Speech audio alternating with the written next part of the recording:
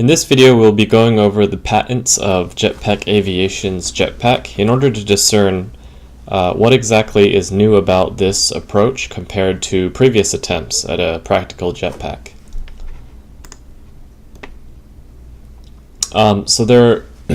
There's really only one patent associated with this that at least I could find on the USPTO website.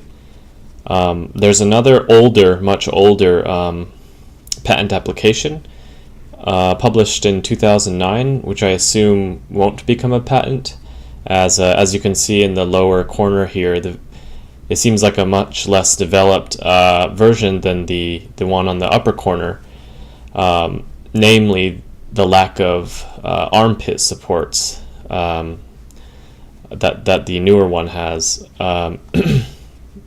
So we'll just be going mainly over the most recent patent published in 2018 and displayed in the upper corner here. And this patent has two inventors listed, David Mayman and Nelson Tyler. So what seems to be the novel and distinguishing features of the jetpack is essentially the method of control. Moving the entire engines rather than moving guide vanes or anything else for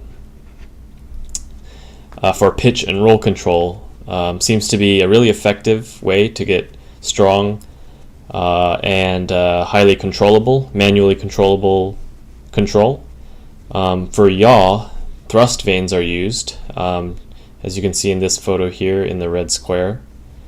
And it seems to be, they do demonstrate, if you've seen the demonstration videos, they demonstrate yaw control, and it seems to be effective. Another distinguishing feature is the side mounting of these jet engines. I haven't found an earlier example of a jetpack that does this, and the primary advantage of this is to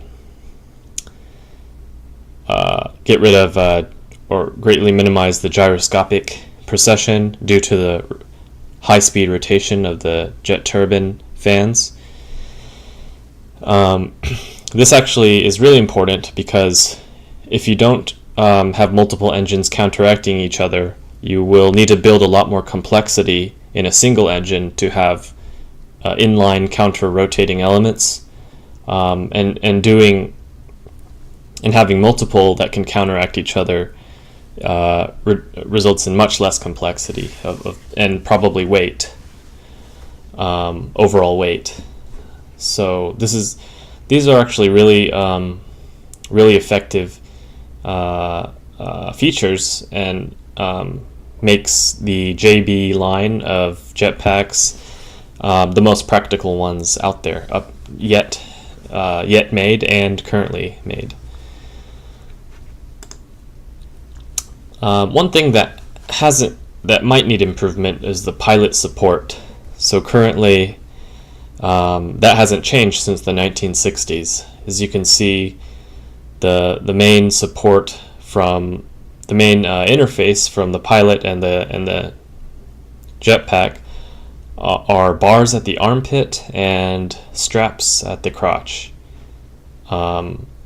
These aren't really great ways to support a human pilot. They can be painful and sometimes even dangerous. For crutches,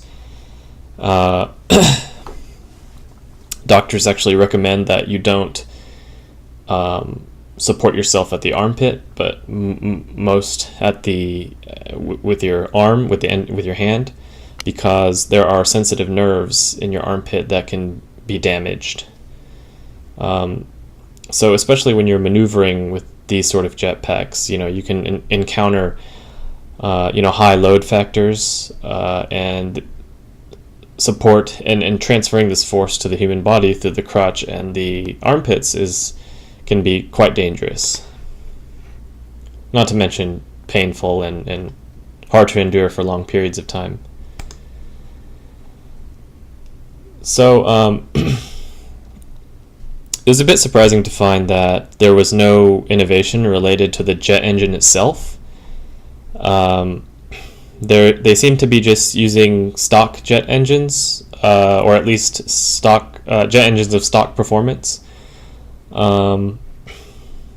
that is accessible to anybody. Except that they were oddly specific in mentioning dripping oil on the jet engine spinning components after shutdown, but before complete cool down, in order to cool down the jet engines better. The fact that they were oddly specific about this led me to guess that this might have been a novel technique to sort of lengthen the lifetime or time before overhaul of jet engines by cooling it better.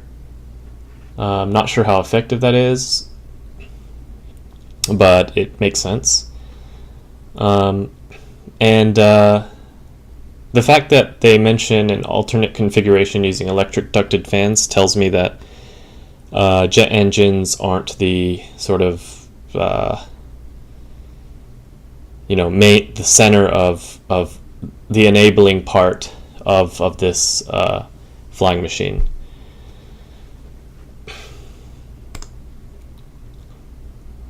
So, can this actually be a practical flying machine, personal flying machine? So it is certainly much better than previous attempts in the 1960s, and even modern attempts at compressed gas-based jetpacks. Only endurances of around less than a minute were possible. The JB-11, the latest and greatest jetpack from JetPack Aviation, has an endurance of 10 minutes. And the fact that they're not iterating upon this jetpack tells me that that's the limit of this configuration. About 10 minutes endurance, and that seems to me that seems a little too low for practical use.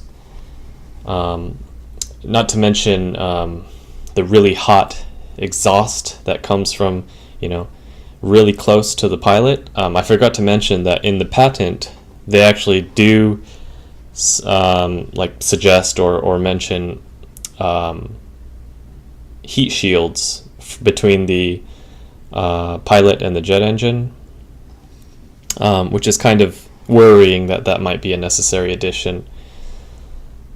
But anyways, JetPack Aviation is now working on what they call the speeder, and the endurance is, I guess you could say significantly improved. They haven't actually made it and flown it yet, but they estimate it to be 10 to 22 minutes. If it's around 20 minutes, then that's actually, you're starting to get a practical machine. But of course, it'll be way more expensive, and that will factor into the practicality. They have a separate military version, which I assume is a separate version because it has more regulation requirements. That estimated endurance is 30 minutes. So as far as endurance, I think the speeder could be an actual practical personal flying machine, but the cost and the noise, we'll just have to wait and see.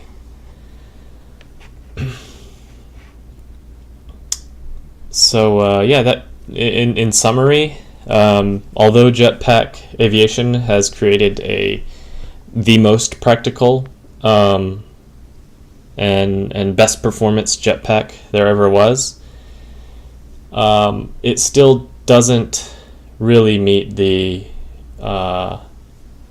it doesn't seem like it'll be a widespread practical personal flying machine due to its short endurance and high cost. And I forgot to mention that they do add a little software to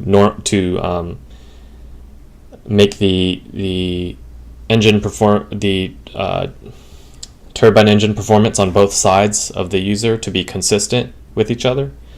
So there is a little bit of software, added in the mix to get the performance that you see in their demonstrations. So yeah, they do have novel and effective practical features, but in the end, I think the limit has been reached. They've reached a limit with this sort of paradigm, and it still falls a little short of being a widespread personal practical flying machine, in my opinion, but definitely a great machine and a great effort